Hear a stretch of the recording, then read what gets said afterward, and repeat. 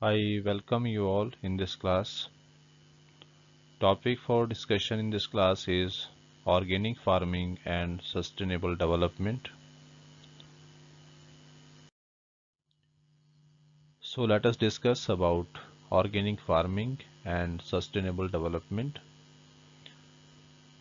So let us understand the meaning first. What is the meaning of organic farming?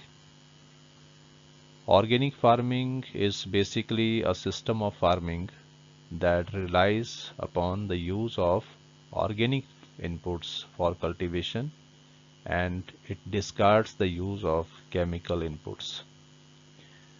Organic farming का एक ऐसा system है जिसमें cultivation के लिए ऑर्गेनिक इनपुट्स का इस्तेमाल किया जाता है और केमिकल इनपुट्स को डिस्करेज किया जाता है, डिस्कार्ड किया जाता है, उनका इस्तेमाल इसमें नहीं किया जाता है।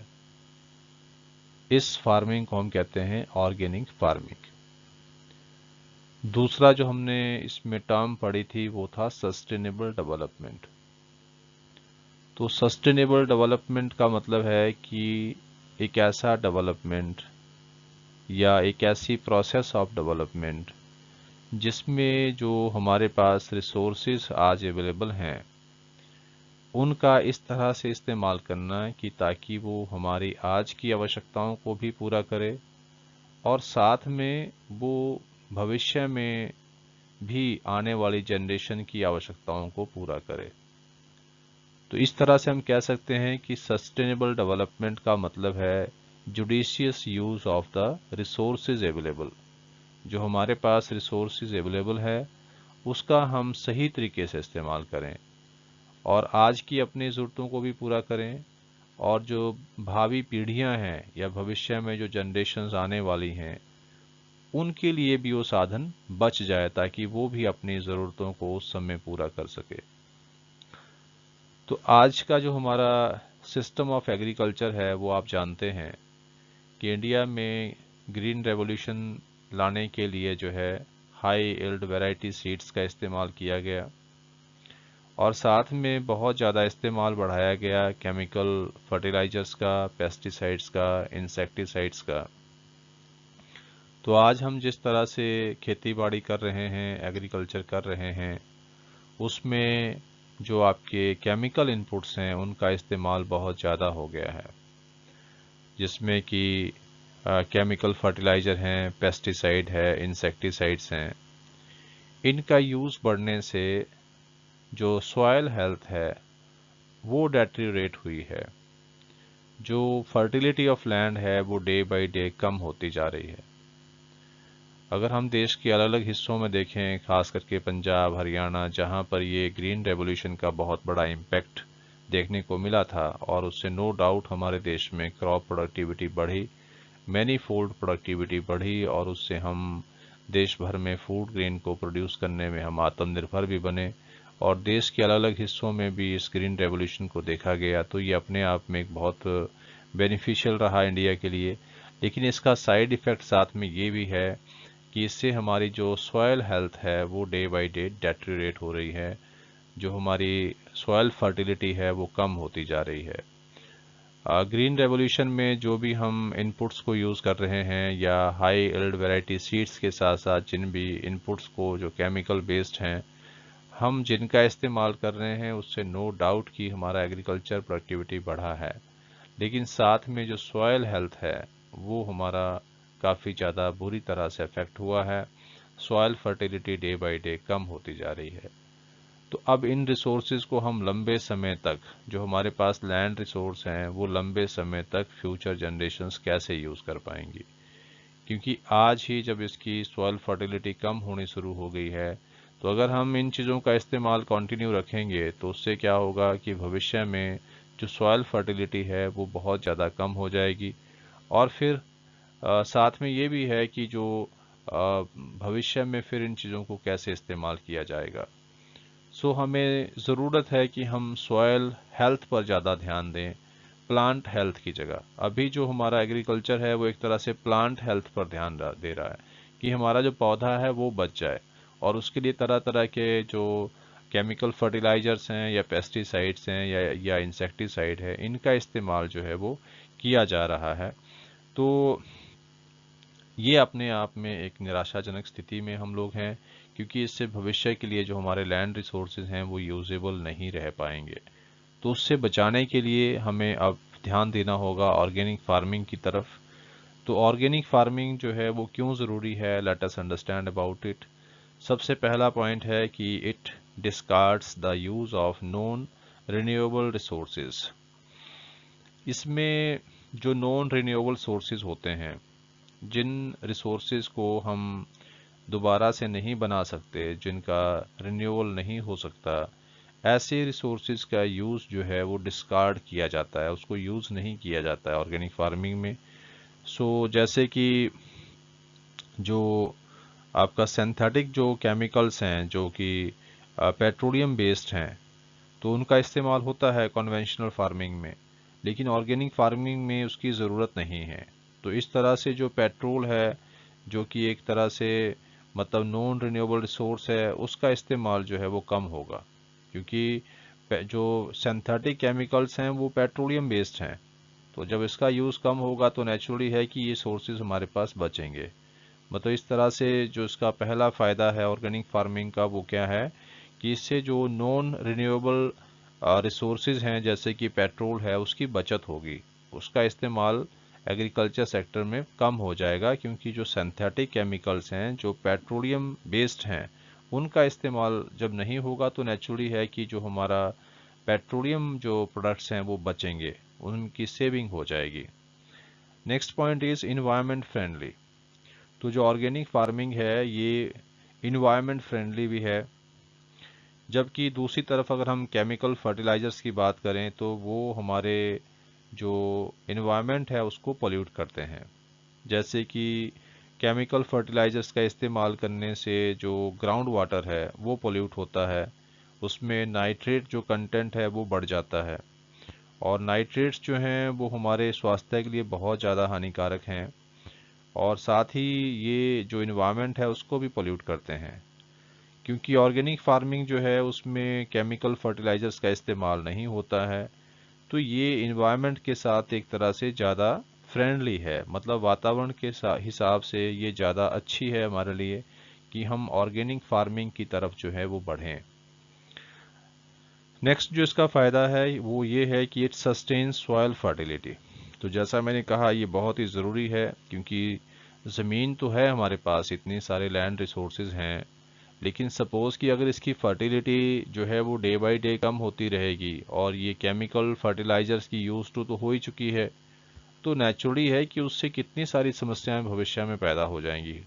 ये भी हो सकता है कि आने वाले समय में हमारे जो लैंड रिसोर्सेज हैं वो यूजेबल ही ना रह जाएं, क्योंकि उनकी प्रोडक्टिविटी इतनी कम हो रही है, और कम इसलिए हो रही है क्योंकि उसमें केमिकल फर्टिलाइजर्स का इस्तेमाल हो रहा है। तो लेकिन जब हम ऑर्गेनिक फार्मिंग करेंगे तो उसमें जो यूज़ है केमिकल फर्टिलाइजर्स का वो नहीं होगा, और इस तरह से हम कह सकते हैं कि जो आपका सिचुएशन है जहां पर इन्वायरमेंट फ्रेंडली हम इसको बना सकते हैं। Next point is healthy and tastier food. Organic farming से जो भी उत्पादन किया जाता है उस प्रोड्यूस का जो टेस्ट होता है वो बहुत ही अच्छा होता है, और वो हमारी हेल्थ के लिए बहुत अच्छा होता है। आप अपने जो ग्रैंड पेरेंट्स हैं या आपके जो पेरेंट्स हैं उनसे आप इस बात को कंफर्म कर सकते हो, क्योंकि जब तक इंडिया में ग्रीन रेवोल्यूशन नहीं आया था, जब तक 1960s के डेकेड में 67-68 तक, जब तक इंडिया में ये केमिकल इनपुट्स को यूज़ नहीं किया जाता था एग्रीकल्चर में, उस समय तक हमारे देश में जो एग्रीकल्चर प्रोडक्ट था या जो भी उत्पादन होता था खेती बाड़ी से, वो बहुत ही टेस्टी थे और बहुत ज़्यादा हेल्थियर भी थे। आज आप देख रहे हैं तरह तरह की बीमारियां जो है वो समाज में फैल रही हैं, और उस समय इन बीमारियों का नाम भी नहीं होता था, पता ही नहीं था कि ये बीमारी भी होती है। इसका कारण क्या है? क्योंकि उस समय लोगों का जो फूड था वो हेल्दी था, उसमें ऑर्गेनिक इनपुट्स का इस्तेमाल होता था। ये 67 68 से पहले कहाँ थे इंडिया में केमिकल फर्टिलाइजर्स? इनका तो नामो निशान नहीं था। तो नेचुरली है कि हम अपने नेचुरल रिसोर्सेज से जो कंपोस्ट बनाते थे, पशुओं का जो गोबर है उसकी खाद को खेतों में डाला जाता था, तो उससे जो फसलें थी बहुत ही अच्छी होती थी। और आज भी जहाँ जहाँ भी लोग ऑर्गेनिक फार्मिंग करते हैं, तो आप उस प्रोडक्ट की जो क्वालिटी है उसको आप टेस्ट करेंगे तो आप पाएंगे कि वो बहुत ही अच्छा है। वो ऑर्गेनिक फार्मिंग का जो भी उत्पादन होता है वो बहुत ही टेस्टी है, हेल्दी है, हमारी हेल्थ के लिए बहुत अच्छा है। सो ये भी एक फ़ायदा है ऑर्गेनिक फार्मिंग का कि अगर हम ऑर्गेनिक इनपुट्स का इस्तेमाल करेंगे तो नेचुरली है कि जो प्रोडक्ट पैदा होगा एग्रीकल्चर से वो बहुत ही स्वास्थ्य के लिए अच्छा होगा, और उससे हमारी हेल्थ जो है वो बढ़िया रहेगी। उससे हेल्थ पर जो आज लाखों रुपए का खर्चा करना पड़ता है वो भी बच सकता है। तो इंसान जो है एक अच्छी हेल्दी लाइफ जी सकता है। So it is very very important कि हम ऑर्गेनिक फार्मिंग की तरफ स्विच ओवर करें। और नेक्स्ट पॉइंट है कि inexpensive technology for small and marginal farmers. तो ऑर्गेनिक फार्मिंग जो है सबसे ज़्यादा फ़ायदेमंद है स्मॉल एंड मार्जिनल फार्मर्स को, क्योंकि जो स्मॉल फार्मर्स हैं या मार्जिनल फार्मर्स हैं उनको एग्रीकल्चर इनपुट्स को परचेज करने के लिए पैसा उधार लेना पड़ता है, फिर वो उनका एक्सप्लॉयटेशन होता है मनी लेंडर्स के द्वारा, फिर उनको डिस्ट्रेस सेल का सामना करना पड़ता है, कितनी तरह के प्रॉब्लम्स उनको फेस करनी पड़ती है। लेकिन ऑर्गेनिक फार्मिंग में उनको इनपुट्स जो चाहिए उस पर खर्चा करने की आवश्यकता ही नहीं है। ये तो घर में दो चार पशु पालन करेंगे, दो चार पशुओं को रखेंगे तो उससे निकलने वाला जो उनका गोबर है उसी से खाद बना के वो अपना जो एग्रीकल्चर है उसको बेहतर तरीके से कर सकते हैं। क्योंकि ऑर्गेनिक जो इनपुट्स हैं वो कोई महंगे नहीं हैं, उसको मैनेज करना बहुत ही आसान है, और उसको स्मॉल एंड जो मार्जिनल फार्मर है उसको आसानी से कर सकते हैं। तो उनके लिए एक तरह से ये इनएक्सपेंसिव साबित होता है। वो अपने उत्पादन को बेहतर तरीके से बढ़ा सकते हैं, और साथ ही उसका जो एग्रीकल्चर का इनपुट एक्सपेंडिचर है वो भी बहुत कम हो जाता है स्मॉल एंड मार्जिनल फार्मर्स के लिए। So let us understand about the merits and demerits of organic farming। कि इंडिया अगर ऑर्गेनिक फार्मिंग की तरफ बढ़ता है तो उसके हमें फ़ायदे क्या होंगे और उसका नुकसान क्या होगा। अगर हम पहले फ़ायदे की बात करें तो सबसे पहला फ़ायदा तो यही है कि इससे हमें जो क्वालिटी फूड मिलेगा, क्योंकि हेल्दी और टेस्टियर फूड जो है वो ऑर्गेनिक फार्मिंग से मिलता है, वो हमारी हेल्थ के लिए बहुत अच्छा है। दूसरी बात है कि ऑर्गेनिक फार्मिंग करने के लिए लेबर इंटेंसिव टेक्नोलॉजी का इस्तेमाल होता है, तो उसमें लेबर फोर्स का यूज़ बढ़ जाएगा, तो रोज़गार की जो मात्रा है वो भी बढ़ेगी, ज़्यादा लोगों को रोज़गार मिलेगा। और तीसरा ये है कि ऑर्गेनिक इनपुट्स जो हैं वो हमें पशुपालन से ज़्यादा मिलते हैं, तो पशुपालन ज़्यादा करना होगा। अब जब पशुपालन ज़्यादा करना है तो इसका मतलब क्या हुआ कि ज़्यादा लोग जो हैं वो पशुपालन के काम में लगेंगे, रोज़गार वो भी बढ़ेगा। ज़्यादा पशु पालेंगे तो उससे जो दूध है या बाकी चीज़ें हैं उनका उत्पादन भी बढ़ेगा, वो भी बेनिफिशियल रहेगा। तो एक तरह से ऑर्गेनिक फार्मिंग की तरफ बढ़ना जो है वो हमारी जो इनकम है फार्मर्स की उसको बढ़ा सकता है। वो इनकम बढ़ेगी, एक तरह से कई तरीकों से इनकम बढ़ जाएगी, क्योंकि ऑर्गेनिक इनपुट्स हमें बाकी सोर्सेज से भी मिलेंगे, उसमें रोज़गार बढ़ेगा। दूसरी तरफ जो इसका नुकसान है वो ये है कि ऑर्गेनिक फार्मिंग से जो प्रोडक्टिविटी है वो कम रहती है एज़ कम्पेयर टू जो केमिकल इनपुट्स हैं। जब हम उनका इस्तेमाल करते हैं, केमिकल इनपुट्स का यूज़ करने से जो प्रोडक्टिविटी है लैंड की वो तो बढ़ जाती है। प्रोडक्टिविटी का मतलब होता है प्रोडक्शन पर हेक्टेयर, तो वो ज़्यादा होता है। जैसे हमने on the eve of independence में पढ़ा था, उस समय हमारी प्रोडक्टिविटी बहुत कम थी, लेकिन आज अगर हम देखें तो 4-5 गुना जो है प्रोडक्टिविटी बढ़ी है, चाहे वो वीट है, राइस है या बाकी चीज़ें हैं। तो केमिकल इनपुट से प्रोडक्टिविटी ज़्यादा आती है, लेकिन ऑर्गेनिक फार्मिंग अगर हम करेंगे तो उसमें जो प्रोडक्टिविटी है या प्रोडक्शन पर हेक्टेयर है उसमें कमी आएगी, तो उत्पादन जो है वो कम होगा, कृषि का उत्पादन कम होगा। और अगर मैं इसको पूरे देश भर के नज़रिए से देखूं तो देश में इतनी बड़ी पॉपुलेशन है। अभी हमारी जो 2021 की प्रोजेक्टेड पॉपुलेशन है वो लगभग 138 करोड़ बताई जा रही है।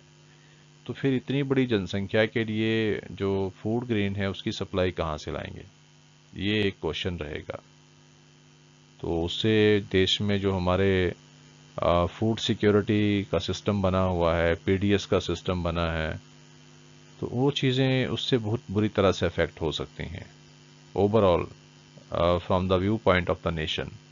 तो इस तरह हम कह सकते हैं कि ऑर्गेनिक फार्मिंग के फ़ायदे भी हैं और नुकसान सिर्फ ये है कि उससे उत्पादकता कम होगी, लेकिन उसके तरीके ये हैं कि ज़्यादा से ज़्यादा लोग जो एग्रीकल्चर सेक्टर में लगे हैं वो ज़्यादा से ज़्यादा एरिया में प्रोडक्शन करें ऑर्गेनिक फार्मिंग का इस्तेमाल करके, तो प्रोडक्शन को बढ़ाया भी जा सकता है। So this was all about the organic farming. So, dear students, if you find this content meaningful and helpful to you, then please share it to other students also, those who can be benefited from this. Thank you.